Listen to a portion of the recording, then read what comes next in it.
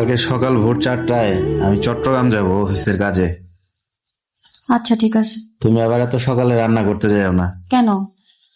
4টা বাজে যদি আমি যাই, তোমার রান্না করতে হলে 3টা বাজে উঠে রান্না করতে হবে। এত সকালে উঠে তোমাকে রান্না করতে হবে না।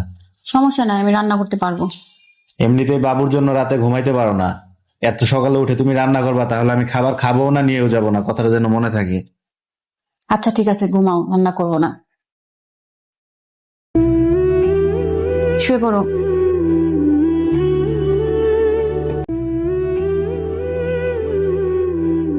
আমি জানি তোমাকে বাহির থেকে সুস্থ স্বাভাবিক মনে হলেও তোমার ভিতরে জমে থাকা টেনশন আন্দাজ করা অসম্ভব।